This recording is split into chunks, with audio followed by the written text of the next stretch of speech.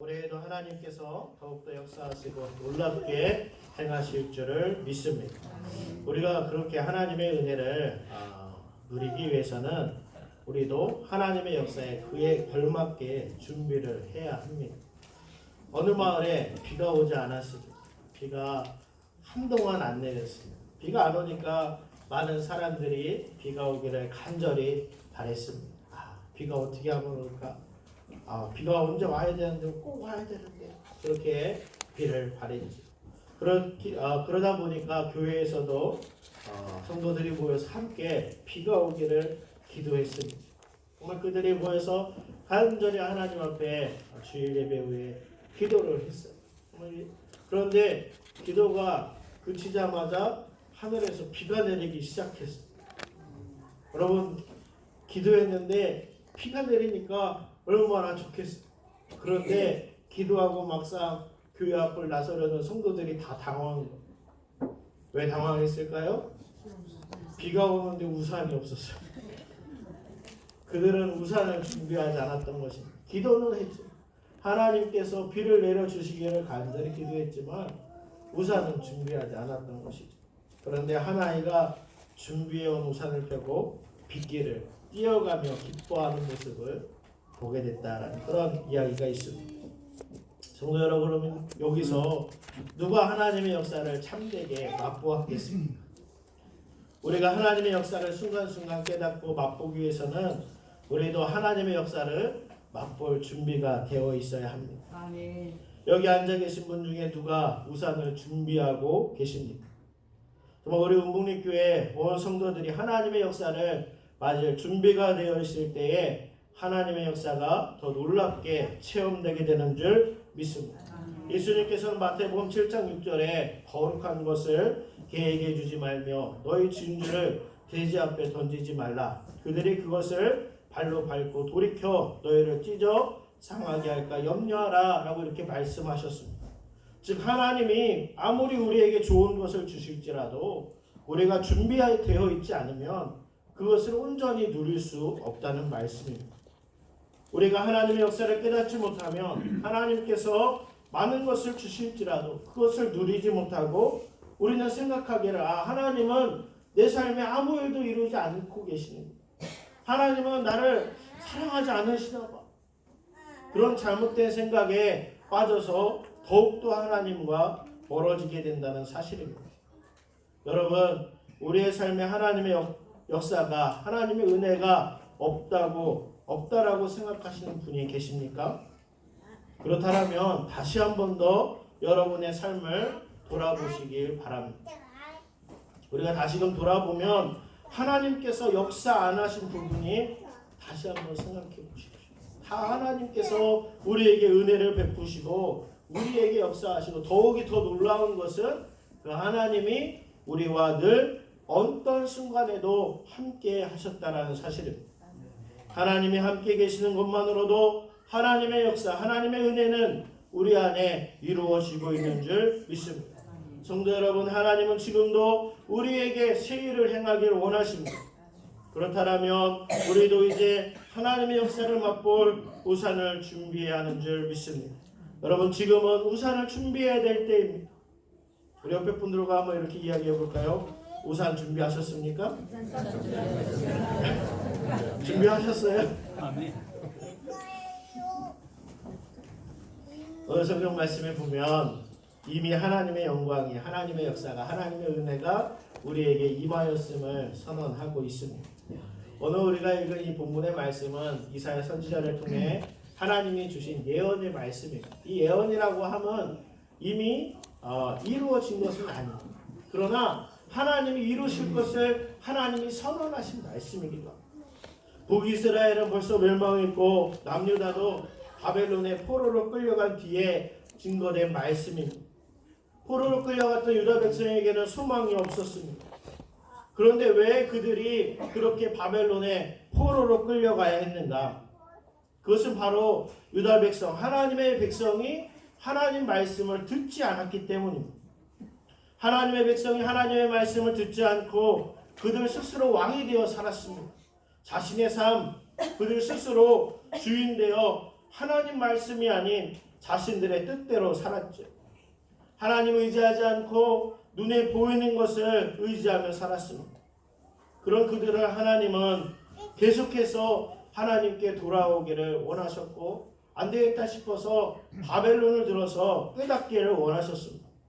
하지만 그것 또한 이스라엘 유다 백성은 듣지 않았죠. 바벨론이 쳐들어왔을 때에 하나님은 예레미야를 통해 말씀하십니다. 너희가 그냥 항복하면 큰 어려움 없이 바벨론에 끌려갈 것이다. 그리고 때가 되면 내가 너희를 회복시키시겠다라고 하나님이 그렇게까지 말씀하십니다. 하지만 유다는 눈에 이미 다 벌어졌는데, 이미 그렇게 될 수밖에 없는 그 상황 속에서 하나님의 말씀을 듣지 않습니다. 그리고 눈에 보이는 이집트를 의지하죠. 그 결과 우리는 성경을 통해 보면 너무나도 비참한 그런 사건이 예루살렘과 또한 유다에 벌어졌음을 보게 됩니다. 모든 것이 무너져 내리고 삶의 터전이 다 불타버리고 황폐해지고 결국 남은 자들은 포로로 끌려가는 그 모습을 보게 됩니다.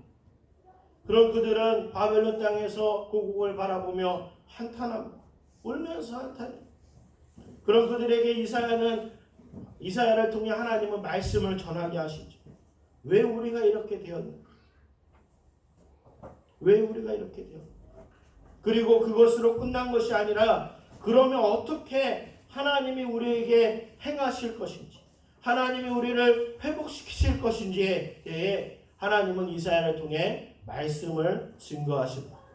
그 하나님이 어떻게 회복시키시는 데 말씀의 첫 부분이 오늘 본문의 말씀입니다. 오늘 1절은 말씀합니다. 일어나라, 빛을 발하라. 이는 내 빛이 이르렀고 여호와의 영광이 내 위에 임하였습니다. 이렇게 말씀하고 있습니다. 여러분, 유다 백성이 지금 바벨론의 포로로 끌려갔습니다. 눈앞에 이루어진 것은 아무것도 없었어요. 하나님께서 회복시키신다는데 그때가 언제인지도 몰라요.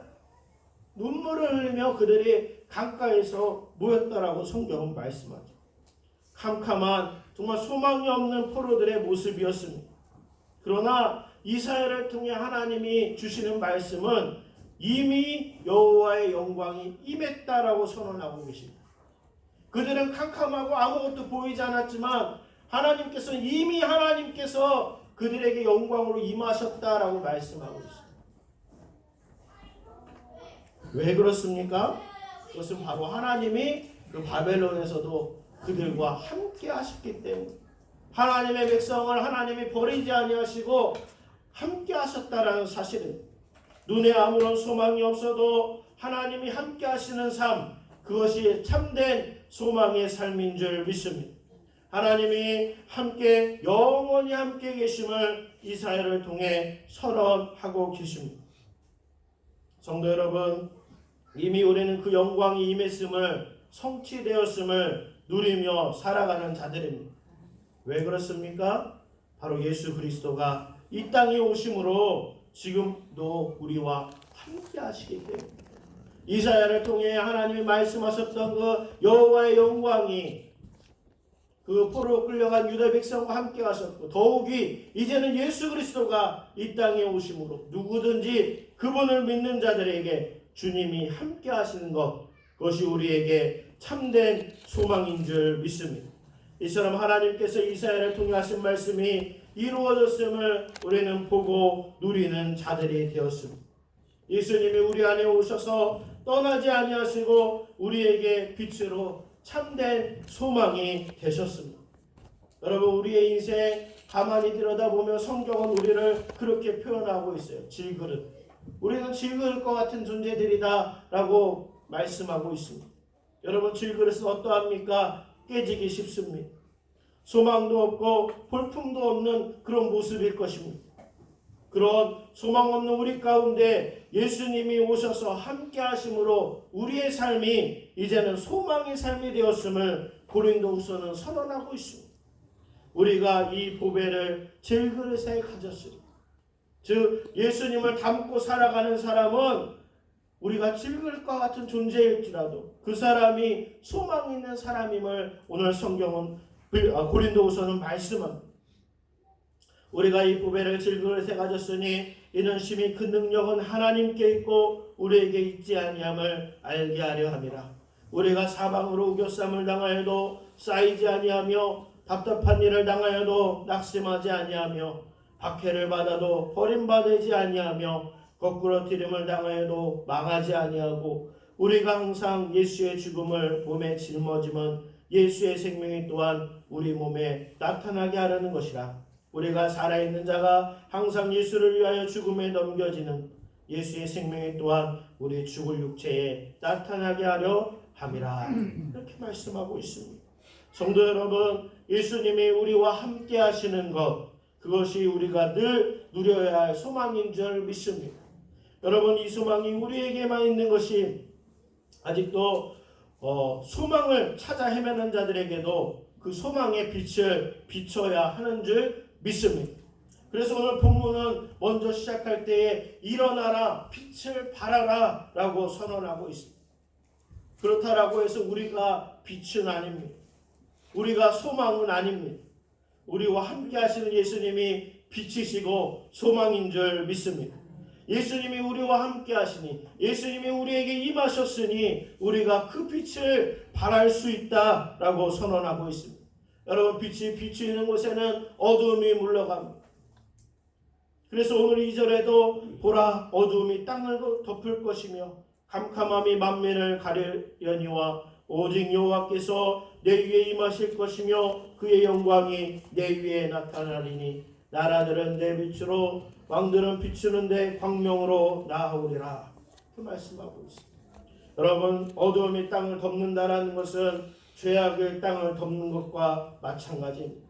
즉 죄로 말미암아 우리 인간은 하나님 없이 죄와 사망의 권세 아래 소망이 없는 자들이 되었습니다. 영적으로 다 죽은 상태입니다. 아무것도 볼 수 없고 깨달을 수 없는 상태였습니다. 그런데 여러분, 어두운 곳에 빛이 비추면 어떠합니까? 안 보이는 것이 보이게 됩니다. 얼굴에 무엇이 묻었는지, 옷이 깨끗한지, 앞에 뭐가 있는지 빛이 비추면 다 볼 수 있어. 그러나 어두우면 그 모든 것들을 다 볼 수 없죠.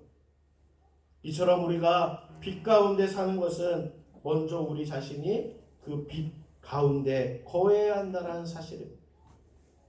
이 빛 대신 예수님이 늘 우리와 함께함을 우리가 깨달아야 하고 또한 그 안에 살아가야 하는 줄 믿습니다.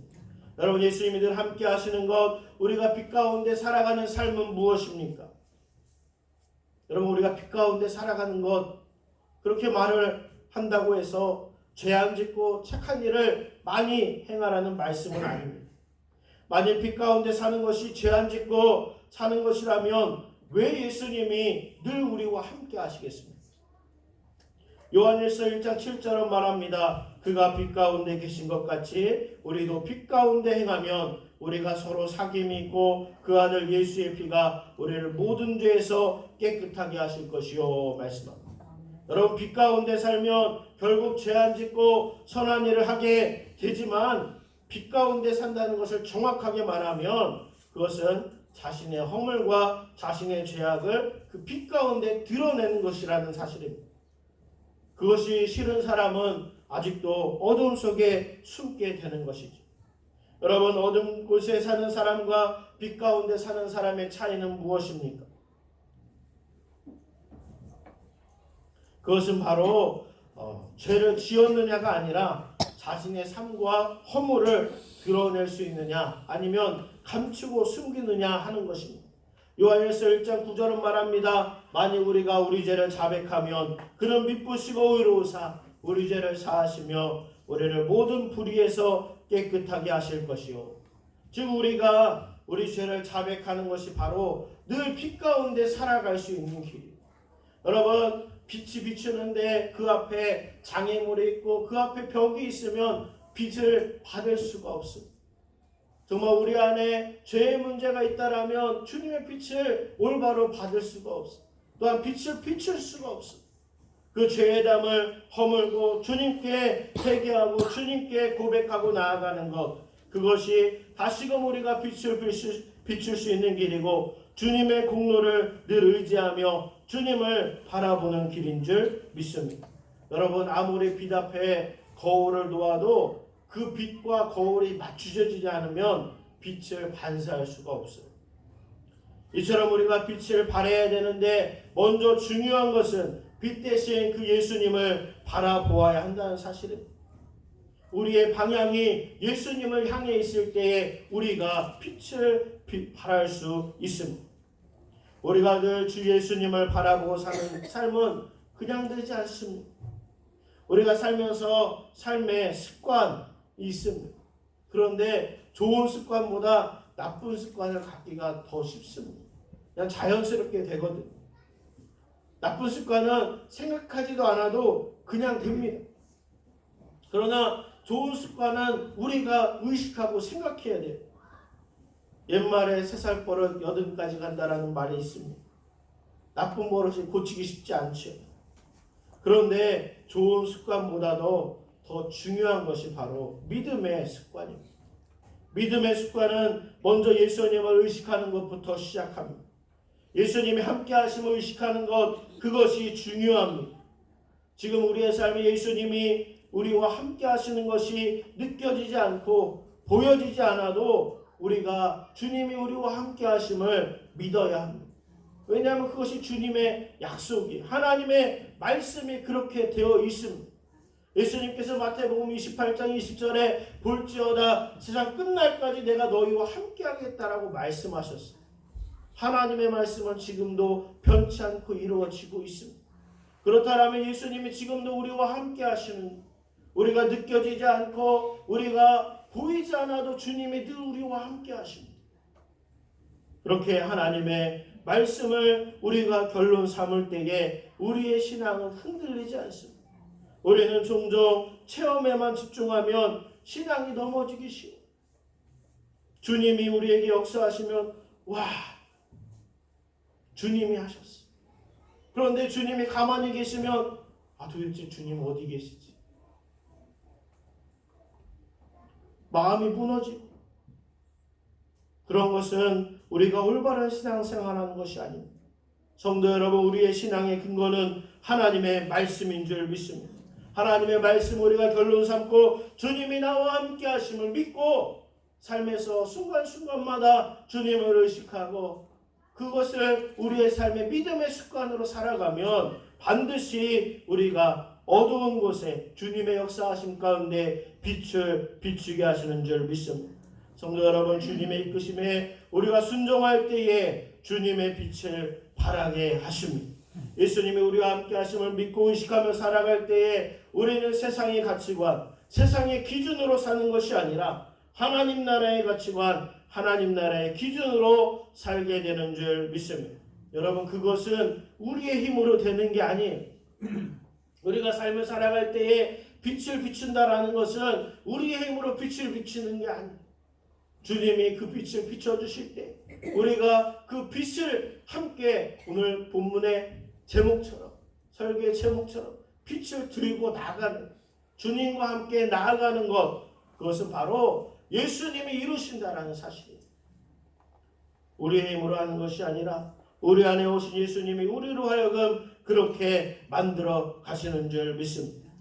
한 시각장애인이 거리에서 나는 앞이 보이지 않습니다 라는 피켓을 들고 지나가는 사람에게 구걸을 하고 있었습니다. 남루한 행색의 추운 겨울이었지만 바쁜 사람들은 동전 하나 주지 않고 제갈 길을 걸어갔어요. 그때에 지나가는 한 남자가 잠시 그 앞에 멈추더니 피켓을 빼앗아서 다시 글을 적어 그 시각장애인에게 주었습니다.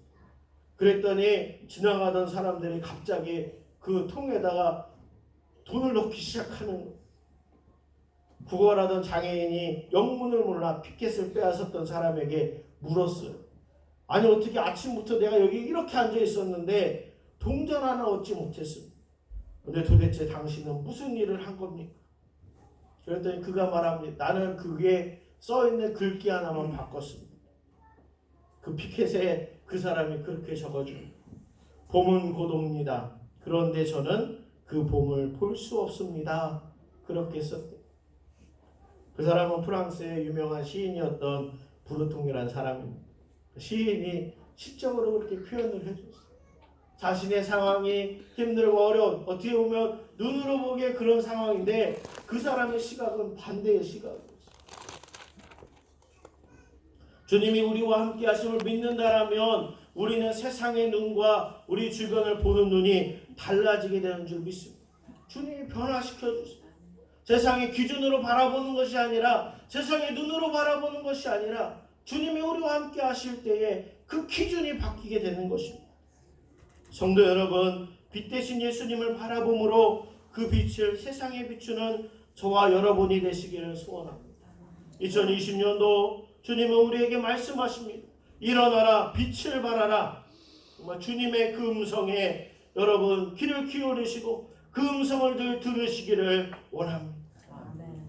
여러분, 우리가 주님이 우리의 삶에 역사하고 싶은데 우리가 주님 그 정도면 됐어요. 적당히 하세요.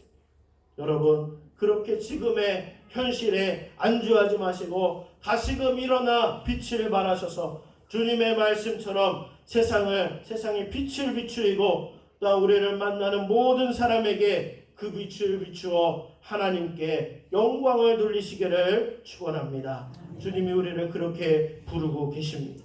그 부르심에 여러분 믿음의 응답함으로 2020년도에 하나님이 더 크게 역사하시고 깨달으시고 보게 되시고 또한 우리를 통해 주님의 뜻이, 주님의 역사가 이루어지시는 저와 여러분의 삶이 되시길 주님의 이름으로 축원합니다. 아멘. 기도하겠습니다. 여러분, 오늘 말씀 기억하며 우리 함께 기도할 텐데, 주님, 정말 주님께서 우리 안에 빛으로 오셨는데 우리가 그 빛을 세상에 발할 수 있는 그 믿음으로 서게 하시고 정말 우리가 더 주님 바라보게 하셔서 우리를 통해서 주변 사람들이 예수님을 볼 수 있도록 만날 수 있도록 주여 역사하옵소서. 우리가 더 주님께 집중하게 하옵소서. 우리 주여 한번 보러 같이 기도합니다.